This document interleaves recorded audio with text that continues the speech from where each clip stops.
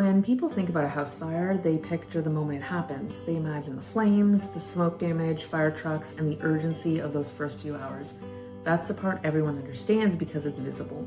It's dramatic and it feels immediate. But the part that actually changes your life the most doesn't happen during the fire. It happens after everything gets quiet and you're patiently, or not so patiently, waiting to move back in.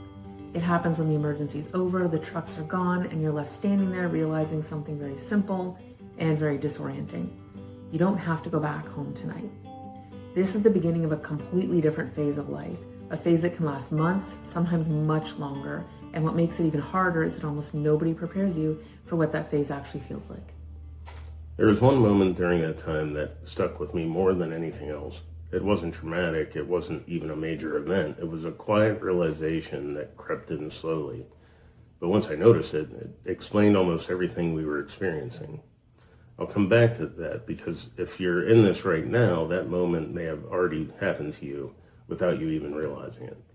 When people think about fire recovery, they usually picture rebuilding. They think about insurance, contractors, timelines, repairs, things that feel structured and measurable. What they don't picture is the space in between, the part where you're living somewhere else, trying to recreate your life in a place that doesn't belong to you, trying to feel stable in a situation that doesn't feel permanent. And that in-between phase is where most of the emotional weight actually lives. It's not loud or dramatic in the way that people expect, but it's constant. The first night away from your home stays with you in a way that's hard to explain until you've lived it. Everything changes in just a few hours. You go from your normal routines, your space, your sense of control, to suddenly being somewhere else entirely. Different bed, different environment, very few of your belongings, and no real sense of what comes next.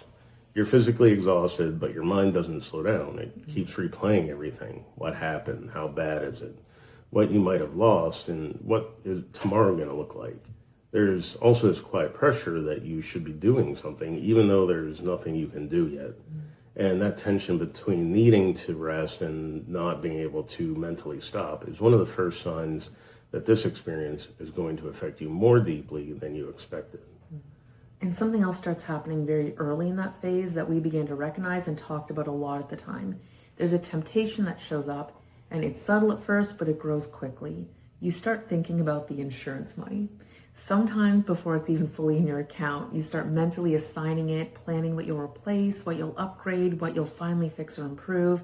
You start imagining how things will be better than before. In some cases, your mind even jumps further ahead. You start thinking about doing something completely different, taking a trip, changing your lifestyle, doing something that feels like a reward after everything you've just gone through. And that reaction makes sense. You've just experienced something stressful and disruptive and emotional. Of course you want comfort. Of course you want to feel normal again. Of course you want something to feel good. But this is something we're going to keep coming back to, and it's part of why we keep doing these videos, because it matters more than most people realize. I'm going to mention this again, that this phase is not just recovery, it's a settling in phase. It's an adjusting phase, and it is also a planning phase. Even if it doesn't feel like it yet, there's a lot going on, and it's a phase you need to kind of... Yeah. You're done. Yeah. Living in temporary housing is where that really becomes clear, because you're not just staying somewhere, you're trying to live your life there. You're trying to rebuild routines, create structure, and feel some sense of normal in a place that doesn't belong to you. Part of your life feels paused.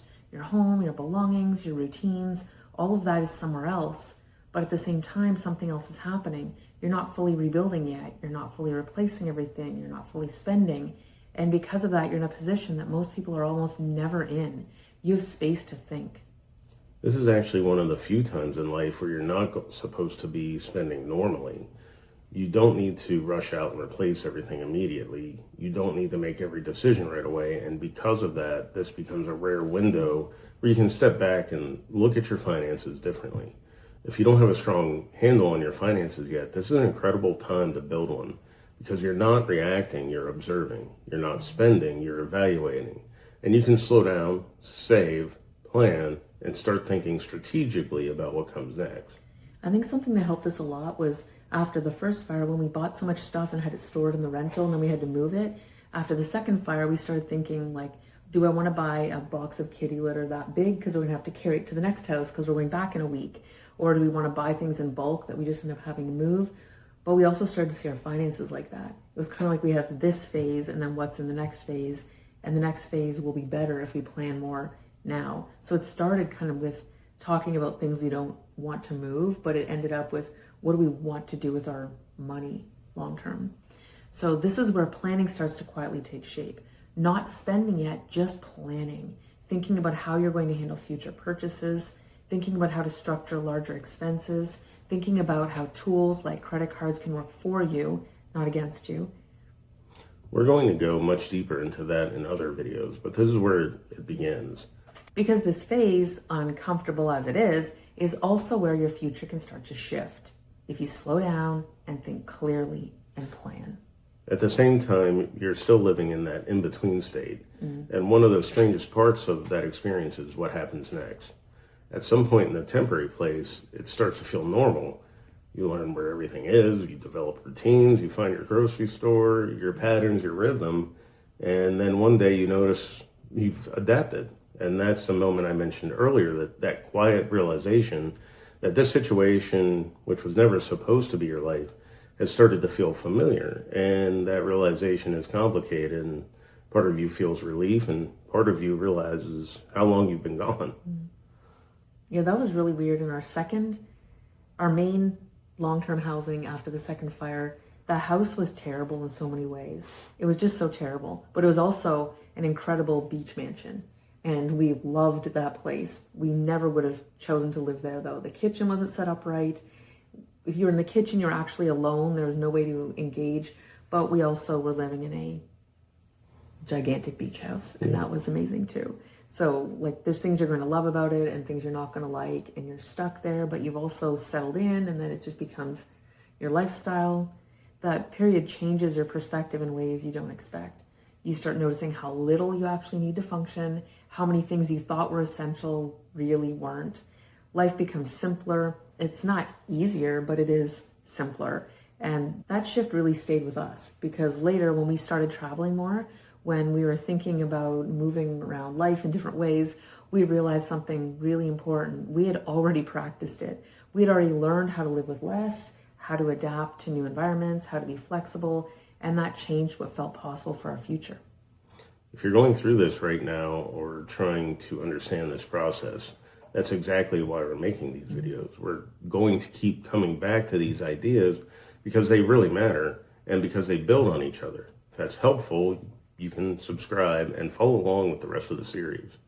Being displaced from your home is something most people never imagine until they're living it. And when you're in it, it's okay if it feels strange. It's okay if it feels exhausting.